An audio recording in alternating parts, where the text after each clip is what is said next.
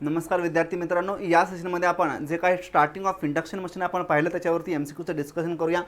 The starting current of an induction motor is 5 times of the full load current while the full load slip is 4% दिलेलं आहे. What is the ratio of the starting torque to the full load torque.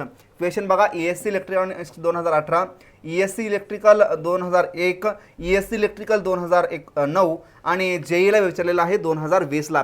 दिलेलं काय आहे तर जो काय मशीनचा starting current तो starting current IST is equal to दिलेला आहे किती तर 5 times of the I full load दिलेला आहे आणि मशीनची फुल लोडची स्लिप दिलेली आहे S at full load condition is equal to 4% दिलेले आहे विच इज इक्वल टू 0.04 आहे. आणि स्टार्टिंग टॉर्क आणि फुल लोड टॉर्कचा रेशो आपल्याला विचारलेला आहे. आपल्याला माहिती पाहिजे TST divided by T full load is equal to काय असतो तर IST divided by I full लोडचा whole square into slip at full load condition. अच्छा, दिलेल्या क्वांटिटी या ठिकाणी लिहून घेऊया.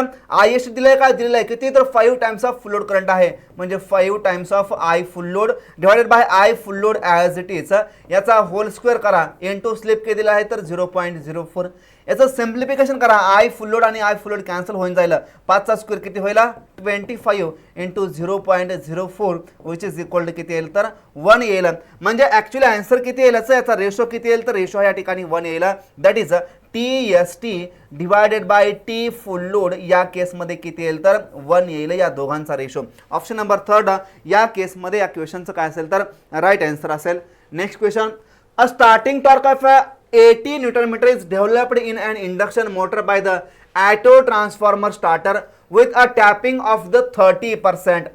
If the tapping of auto transformer is starter is a 60%, then what is the starting torque? त्या वेळेस स्टार्टिंग टॉर्क या ठिकाणी काय असेल.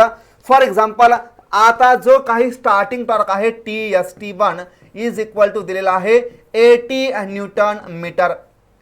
ज्यावेळेस ट्रान्सफॉर्मरचा रेशो आहे किती त्याला आपण K1 असं म्हणूया इज इक्वल टू 30% आहे. सेकंड केसमध्ये टॅपिंग चेंज केलेलं आहे कितीला तर 60%ला म्हणजे K2 इज इक्वल टू 60% या केसमध्ये झाला. तर त्या केसमध्ये स्टार्टिंग टॉर्क किती असेल TS2 इज इक्वल टू किती असेल असं आपल्याला विचारलेलं आहे. आता जे काही ट्रान्सफॉर्मरचा K आहे तो ट्रान्सफॉर्मरचा K म्हणजेच काय असतो तर व्होल्टेज या ठिकाणी त्या पटीमध्ये रिड्यूस होत आहे. फॉर एक्झाम्पल ट्रान्सफॉर्मरचा K आहे 0.5 याचा अर्थ तो किती आहे तर 50% आहे. याचा अर्थ काय झाला तर जे काही मशीनला अप्लाय केलेलं व्होल्टेज काय झाला तर 0.5 ने याचाच अर्थ 50% ने काय झालं व्होल्टेज रिड्यूस झालेला आहे. फॉर एक्झाम्पल पहिल्या केसमध्ये मशीनला व्होल्टेज असेल आपण 400 व्होल्ट आपण डायरेक्टली अप्लाय करण्याच्या ऐवजी काय केलं ऑटो ट्रान्सफॉर्मर यूज केला आणि त्या ऑटो ट्रान्सफॉर्मरचे टॅपिंग या ठिकाणी आपलं ठेवलं 50%ला. याचा अर्थ काय झाला तर जे काही 3 फेजचं सप्लाय ते 400 व्होल्ट होतं पण ऑटो ट्रान्सफॉर्मर लावल्यामुळे काय झालं त्याचं टॅपिंग आपण 50%ला सेट केलं. याचा अर्थ जे काय मशीनला व्होल्टेज ते व्होल्टेज किती आलं बघा 200 व्होल्टच मशीनच्या स्टेटरच्या अक्रॉस व्होल्टेज आलं कारण या ठिकाणी आपण ऑटो ट्रान्सफॉर्मर स्टार्टर यूज केला म्हणजेच मशीनचं व्होल्टेज काय केलं आपण त्या पटीमध्ये रिड्यूस केलं.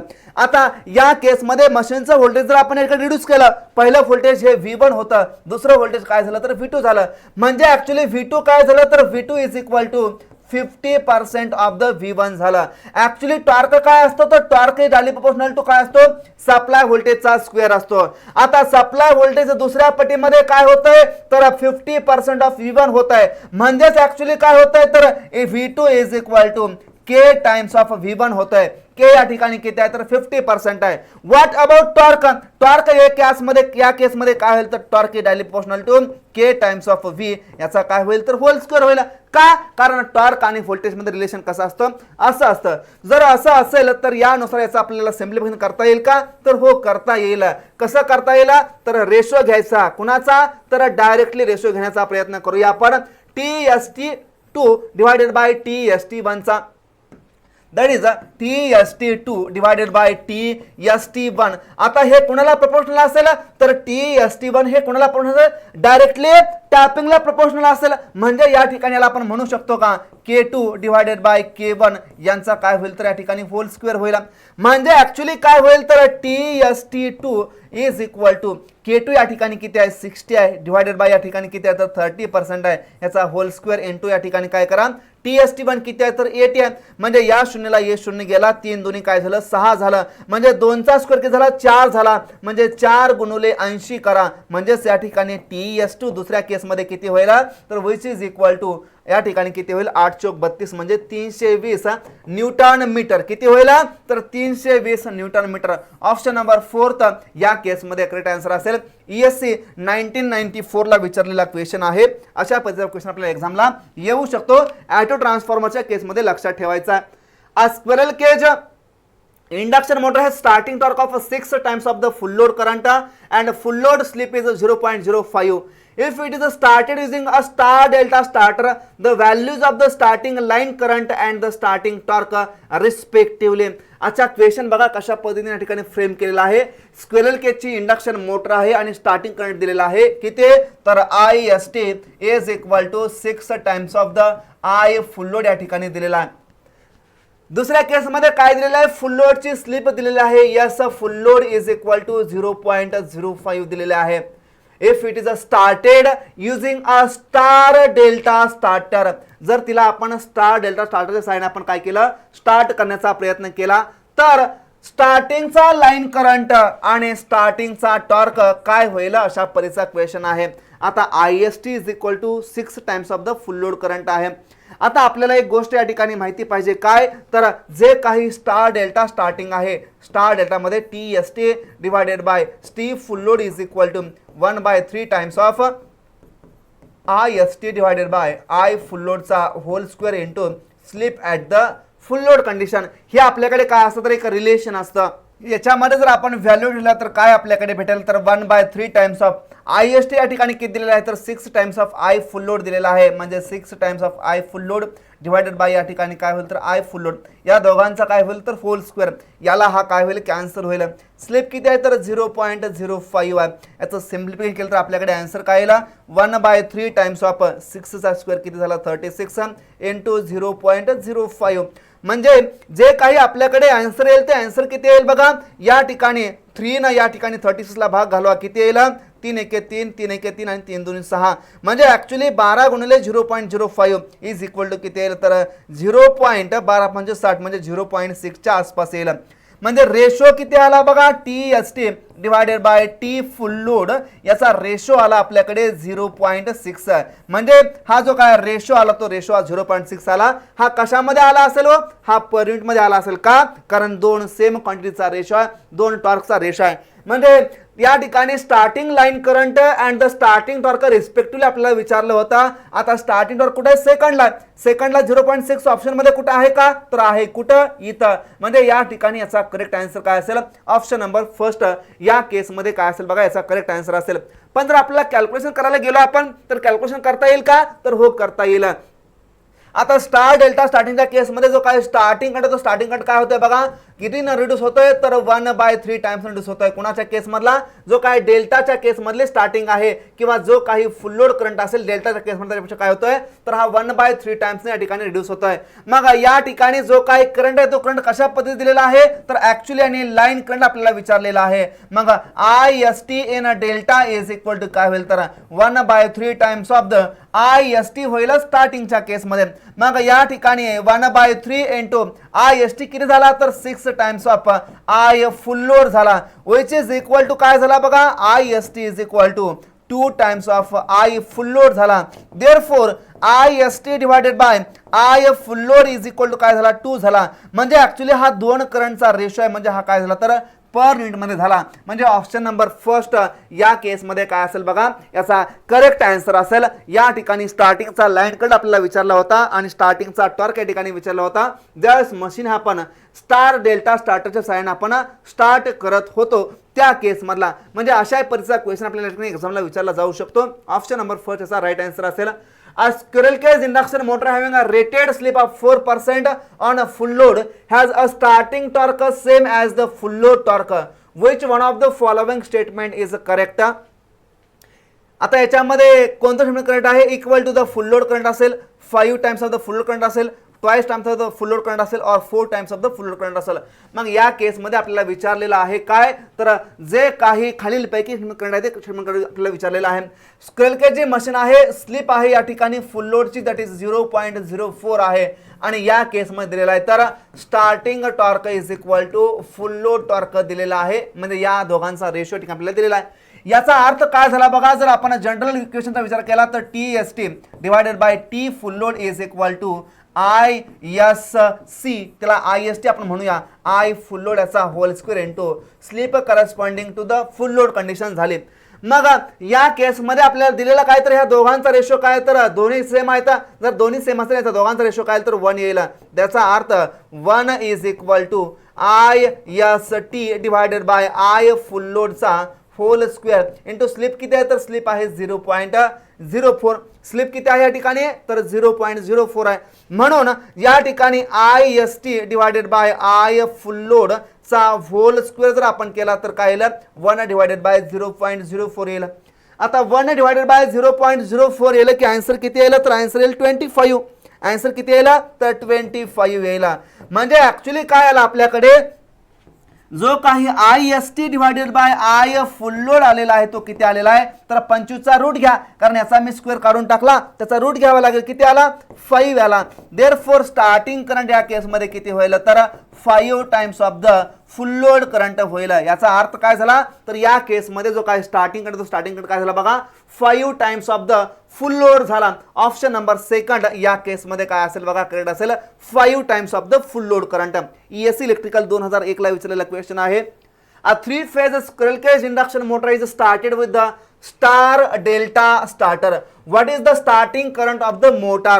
आता ESC ला विचारलेला 2008 ला कुणाच्या साहाय्याने केलेले आहे तर स्टार डेल्टाच्या साहाय्याने स्टार्ट केलेला आहे. मग स्टार्टिंग करंट या ठिकाणी काय होईल तर 1/3 टाइम्स द करंट इन कुणामध्ये 1/3 times the current in direct online starter. Option number second या केसमध्ये काय असेल तर याचा करेक्ट आन्सर असेल 1/3 टाइम्स काय होईल रिड्यूस होईल.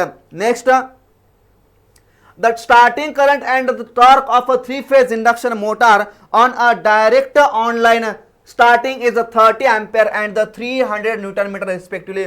What are the corresponding values with the star delta starter? आता आपण काय करतोय DOL मध्ये आपल्याला दिलेला आहे काय दिलेला आहे तर IST इज इक्वल टू दिलेला आहे 30 अँपिअर अँड जो काही टॉर्क आहे तो torque TST is equal to दिलेला आहे 300 न्यूटन मीटर. आणि स्टार डेल्टाच्या केसमध्ये आपल्याला विचारलेला आहे स्टार डेल्टा. आता स्टार डेल्टाच्या केसमध्ये काय काय पॉसिबल आहे तर स्टार डेल्टाच्या केसमध्ये जो काय IST आहे तो IST काय होतोय 1/3 टाइपने रिड्यूस होतोय. कोणाच्या तर डेल्टा कनेक्टेड सिस्टीम मधल्या किंवा फुल लोडच्या केस मधला. म्हणजेच ऍक्च्युली डायरेक्ट ऑनलाईनशी जर आपण कंपेअर केला तर स्टार्टिंग करंट काय होतोय 1/3 ने रिड्यूस होतोय. स्टार्टिंग टॉर्क TST सुद्धा काय होतंय तर 1/3 ने रिड्यूस होतंय ॲज कम्पेअर्ड टू DOL. आणि जे काही स्टार्टिंगचं व्होल्टेज आहे त्याला आपण V असं म्हणूया. हे सुद्धा काय होतंय 1 डिवायडेड बाय √3 रिड्यूस होतंय as compared to the direct online स्टार्टरच्या केस मधल्या. म्हणजे ऍक्च्युली जो काही IST या केस मधले आहे तो स्टार डेल्टाच्या केस मध्ये IST काय होईल तर IST is equal to in star delta is equal to काय होईल तर 30 डिवायडेड बाय 3 करा किती येईल 10 अँपिअर आणि टॉर्क किती येईल 300 divide by 3 is equal to 100 newton metre. म्हणजे 10 ampere and 100 newton metre. Option number second या केसमध्ये काय असेल तर या क्वेश्चनचं करेक्ट आन्सर असेल. अशाही पद्धतीचा क्वेश्चन आपल्याला एक्झाम मध्ये विचारला जाऊ शकतो. Next in a star delta starting of a 3-phase induction motor the starting voltage is reduced to the. आता काय विचारलेलं आहे तर स्टार डेल्टा स्टार्टिंग आपल्याला विचारलेलं आहे. कुठले स्टार डेल्टा मी आता सांगितलं जे काय व्होल्टेज ते व्होल्टेज काय होत आहे 1 डिवायडेड बाय √3 ने रिड्यूस होत आहे. आणि starting current IST and TST are reduced by the 1/3 as compared to the DOL. मग काय होईल तर 1/3 times of its normal voltage ने काय होईल रिड्यूस होईल. Option number third is the right answer for this question. Option number third. Next for starting of an induction motor the star delta starting can be considered equivalent to the auto transformer starter with the ratio of, काय मी सांगितलं होता, जो काही star delta आहे आणि जो काय auto transformer आहे त्याच्यामध्ये जो काय रेशो किती होता, तर 1/3 टाइम्स न काय होतंय, तर व्होल्टेज या ठिकाणी काय होत आहे, रिड्यूस होत आहे. कुणाच्या केस मधला, तर ऑटो ट्रान्सफॉर्मरच्या केस मधला. म्हणजे ऍक्च्युअली किती होत आहे, तर 57.7% रिडक्शन इन व्होल्टेज होत आहे. म्हणजे ऑप्शन नंबर कोणता असेल, तर ऑप्शन नंबर सेकंड या केस मध्ये काय असेल, तर राईट आन्सर असेल. नेक्स्ट दिलेला आहे याच्याबद्दल discussion. Which of the following starter is not used for the starting of induction machine? आपण कुठला स्टार्टर यूज करू शकत नाही.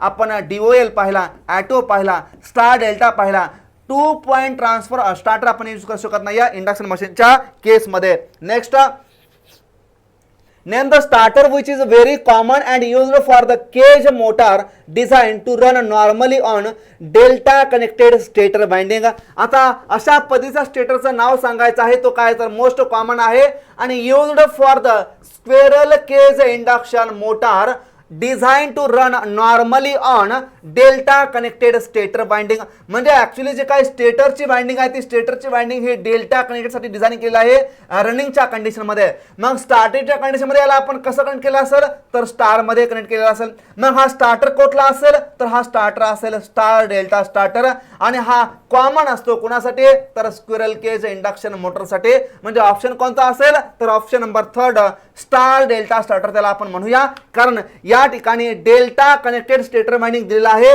आणि रनिंग कंडिशन मध्ये दिलेला आहे. मग रनिंग कंडिशन मध्ये डेल्टा कनेक्टेड वाइंडिंग आपण कनेक्ट करतो आणि स्टार मध्ये स्टार्टिंगला काय करतो, आपण ती वाइंडिंग स्टार मध्ये कनेक्ट करण्याचा प्रयत्न करतो, जेणेकरून starting current starting torque 1/3 reduce होईल आणि स्टार्टिंग व्होल्टेज काय होईल, तर 1/√3 टाइम्स न रिड्यूस होईल. Option number third is the right answer असेल. याच्यामध्ये दिलेला आहे कुठला स्टार्टर कुठे यूज केला जातो, कशा पद्धतीने आपण या ठिकाणी ऑलरेडी असं डिस्कशन केलेलं आहे. आता जो काही या ठिकाणी DOL आहे त्या DOL चा उपयोग आपण फुल लोड व्होल्टेजच्या स्टार्टिंगसाठी करू शकतो आणि मशीन सेटिंग 5 HP पेक्षा कमी असल्याचा उपयोग करूया. स्टार डेल्टा जो काय आहे तो जनरली आपण कुठं करतो, तर जनरली मशीन मध्ये स्टार कनेक्टेड वाइंडिंग स्टार्टिंगला असेल आणि मशीन डेल्टा कनेक्टेड मध्ये असेल रनिंगच्या कंडिशन मध्ये. ऑटो ट्रान्सफॉर्मरचा उपयोग आपण कुठं करतो, तर 20 HP च्या स्क्विरल केज इंडक्शन साठी यूज करतो आणि हा कसा असतो, तर एक्सपेन्सिव्ह असतो as compare to the direct online. Star delta आपण कुठं करतो, तर मीडियम रेंजच्या मशीनसाठी 5 HP पासून 15 HP च्या रेटिंगसाठी आपण काय करू, याचा उपयोग करण्याचा प्रयत्न करूया. For induction motor which of the following starter is a cheapest, खालील पैकी कोणता स्टार्टर हा चीपेस्ट असेल. बघा, ऑटो ट्रान्सफॉर्मर तर एक्सपेन्सिव्ह आहे, स्टेटर रेजिस्टन्स आपण या ठिकाणी यूज करू शकतो का, स्लिप मोटर मध्ये यूज करू शकतो का, किंवा स्टार डेल्टा असेल का, तर स्टार डेल्टा जो काय आहे तो मोस्ट या ठिकाणी काय, तर चीपेस्ट स्टार्टर आहे खालील दिलेल्या ऑप्शन पैकी. ऑटो ट्रान्सफॉर्मर सगळ्यात एक्सपेन्सिव्ह आहे, मोठ्या मशीनसाठी यूज केला जातो. स्टेटर रेजिस्टन्स स्टार्टर सुद्धा आपण या ठिकाणी एक्सपेन्सिव्ह होऊ शकतो, कारण ॲडिशनल आपल्याला काय करायचं आहे, स्टेटर वाइंडिंग मध्ये रेजिस्टन्स इन्सर्ट करायचे आहेत. स्लिप रिंग मोटर स्टार्टर म्हणजेच काय, तर रोटार सर्किट मध्ये काय करायचं, या ठिकाणी इंड्यूस करायचं स्टार्टर रेजिस्टन्स इंड्यूस करायचा आहे. आणि स्टार डेल्टा या ठिकाणी काय करतो आपण जनरली मोस्ट इकॉनॉमिकल असेल, चीपेस्ट असेल. ऑप्शन याचा असेल स्टार डेल्टा स्टार्टर या ठिकाणी काय असेल, करेक्ट आन्सर असेल. नेक्स्ट याच्याबद्दल दिलेला आहे, ऑटो ट्रान्सफॉर्मर बद्दल दिलेला आहे, रोटार रेजिस्टन्स बद्दल दिलेला आहे डिस्कशन, डायरेक्ट ऑनलाईन स्टार्टर बद्दल डिस्कशन दिलेलं आहे, त्याचे ड्रॉबॅक या ठिकाणी दिलेला आहे. तर मी ऑलरेडी डिस्कशन केलेलं आहे, पीडीएफच्या माध्यमातून तुम्ही नंतर रीड करून घ्या. Star delta starter is use for the starting, कशासाठी यूज केला जातो, 3 फेज इंडक्शन मोटरसाठी, युनिव्हर्सल स्टेपर मोटर और सिंगल फेज. जनरली कोणासाठी यूज केला जातो, तर स्टार डेल्टा स्टार्टर हा 3 फेज इंडक्शन मशीनसाठी यूज केला जातो. याच्या स्टार्टिंग पर्पज मध्ये आपल्याला काय करायचं आहे, तर स्टार्टिंग करंटला काय करायचं आहे, लिमिट करायचं आहे, ना की मशीनला स्टार्ट करायचं आहे. ऑप्शन नंबर फर्स्ट याचा काय असेल, तर राईट आन्सर असेल. Next, in case of a 3-phase induction motor, which of the following method of the starting is referred as the full load starting, full voltage starting. आता full load voltage म्हणजे या ठिकाणी काय असते, तर direct online starter असते. म्हणजेच मशीनला काय केलं जातं, 3 फेज सप्लायला डायरेक्टली कनेक्ट केलेलं असतं. ऑप्शन कोणता असेल, तर direct online starter. Option number second याचा राईट आन्सर असेल. नेक्स्ट,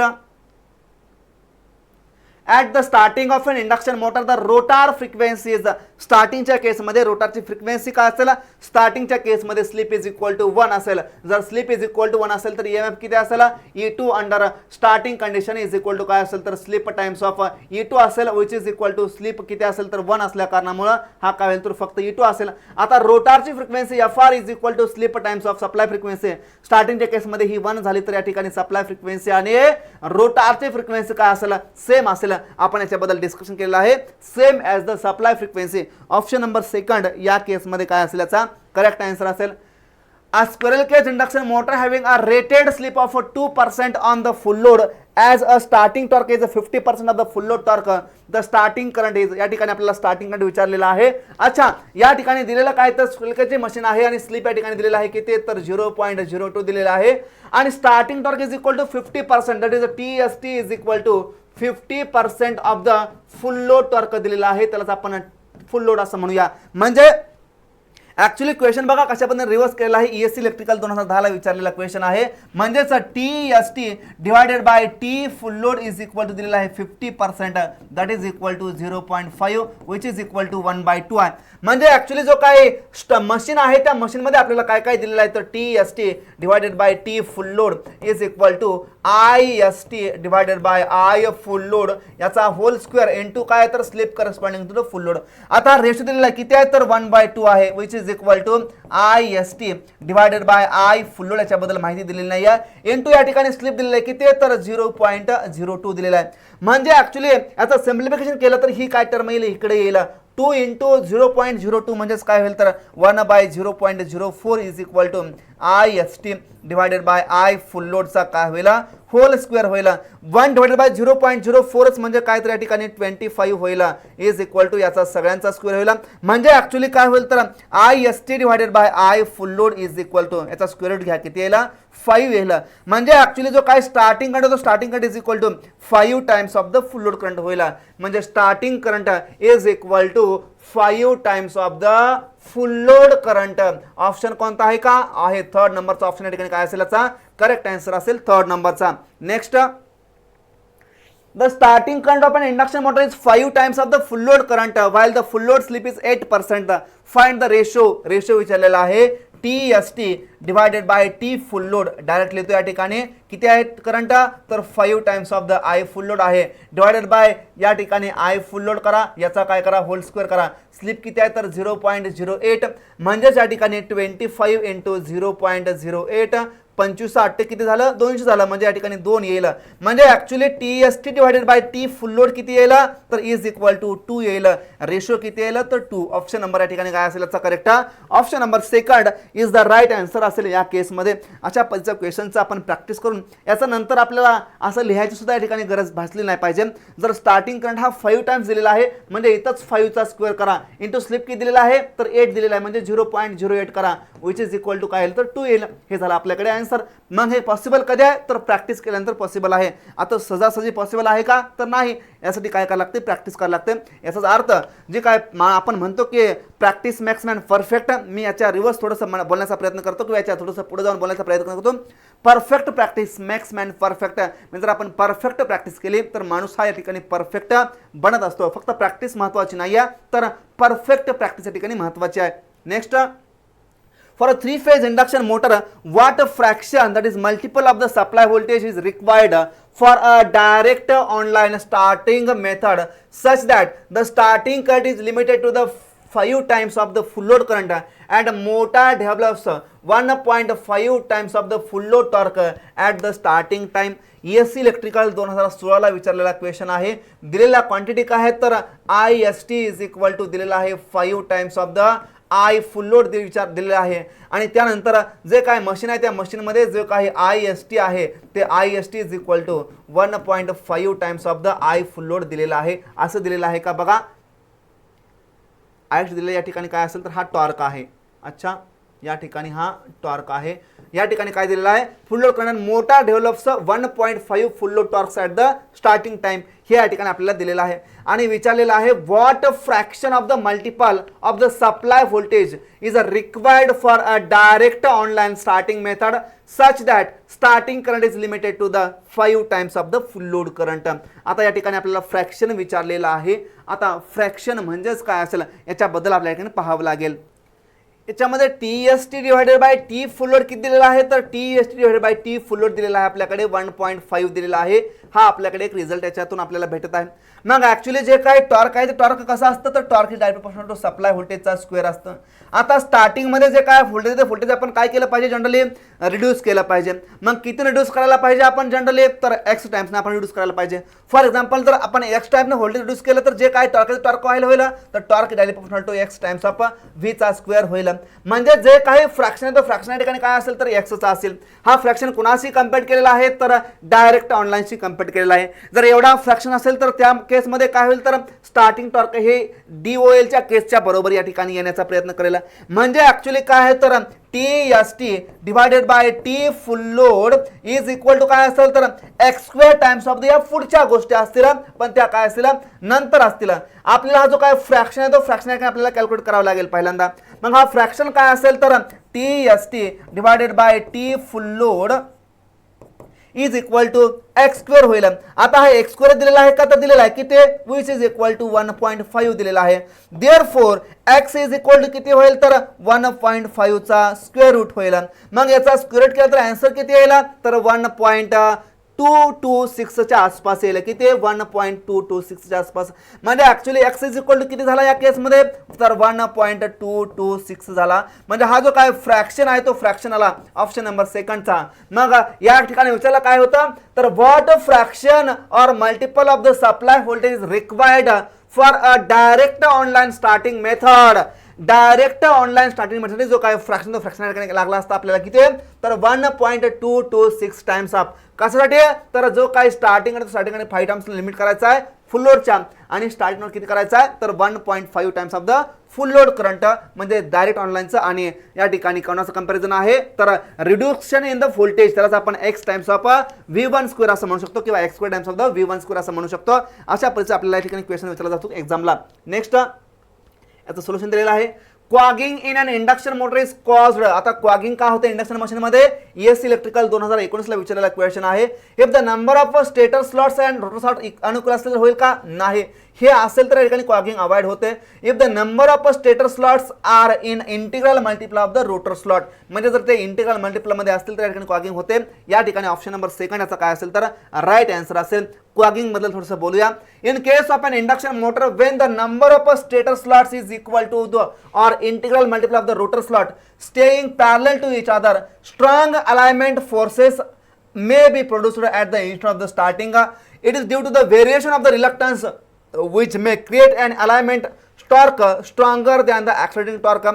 त्यामुळे काय होतंय, मशीन या ठिकाणी फेल्स टू स्टार्ट होते आणि या फेनॉमेनॉला आपण काय म्हणतो, तर क्वागिंग असं म्हणतो. So the stator slots not and exact multiple of the rotor slots पाहिजेत. क्राउलिंग कुठे होते, तर क्राउलिंग ही रनिंग कंडिशन मध्ये होते. मग रनिंग कंडिशन मध्ये काय होते, it is has been observed that squirrel cage induction motor has a tendency to run very low speed compared to its synchronous speed. This phenomenon is known as crawling. The resultant speed is nearly 1/7 of its synchronous speed. पण हे कसं असतं, stable असतं. हे कधी होते, तर ही होते at the time of the starting. Reduce करायचं, काय करायचं, स्टेटर स्लॉट रोटर स्लॉटच्या बरोबर बनवायचे नाहीत, किंवा इंटिग्रल मल्टिपलच्या केसमध्ये या ठिकाणी बनवायचे नाहीत. A small 3-phase induction motor has the short circuit current of 5 times of the full load current and the full load slip is 5%. If a starting resistance starter is used to reduce the impulse voltage by 60% to normal voltage, the starting torque obtained in terms of the full load torque is. अच्छा, या ठिकाणी बघा question कशा पद्धतीचं frame झालेला आहे. ES electrical 2015 ला विचारलेला क्वेश्चन आहे. ऑप्शन या ठिकाणी आपल्याला दिलेला आहे. मग या केसमध्ये जो काही शॉर्ट सर्किट करंट आहे त्याचा 5 times of the full load current दिलेला आहे. म्हणजे actually IST is equal to किती आहे, तर 5 times of the full load current आहे. व्होल्टेज काय केलेलं आहे 60% काय केलं रिड्यूस केलेलं आहे म्हणजे ऍक्च्युली के किती दिलेला आहे तर 0.6 दिलेला आहे त्याला आपण एक्स असं म्हणू शकतो फुल लोडची स्लिप या ठिकाणी दिलेली आहे किती तर 5% दिलेला आहे मग या सगळ्यांचं आपण कॅल्क्युलेशन केला म्हणजेच T divided by T full load केला तर या ठिकाणी फ्रॅक्शनचा स्क्वेअर इंटू 5/1 चा स्क्वेअर इंटू स्लिप जर केली तर या ठिकाणी काय येत आहे 45% हे येते या ठिकाणी काय येतं करेक्ट आन्सर येत आहे मग हे काय तर T divided by T full लोडचा ratio is equal to 45% that is 0.45 म्हणजे या ठिकाणी जो काय आन्सर आहे आन्सर किती येते या ठिकाणी starting torque obtain in terms of the full torque किती असेल तर 45% असेल किती तर 45% असेल व्होल्टेज या ठिकाणी काय केलेलं आहे रिड्यूस केलेला आहे 60% ना म्हणजे या ठिकाणी x इज इक्वल टू काय केलेलं आहे 0.6 आहे फॉर्म्युला मध्ये व्हॅल्यू ठेवल्या तरी आन्सर येत आहे T S divided by T full load is equal to या ठिकाणी x square times of ISC divided by I full लोडचा whole square into slip at the full load condition further काय करतोय व्होल्टेजचं reduction करतोय ते reduction केलेलं voltage आपल्याला सांगितलेलं आहे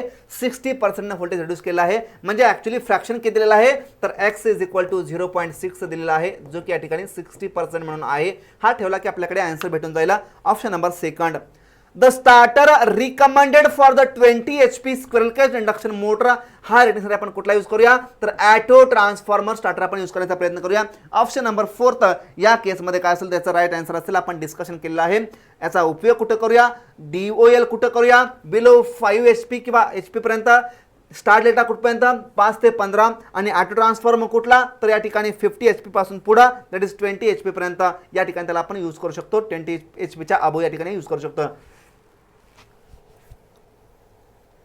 Which of the following method of the starting is required for the slip ring induction motor?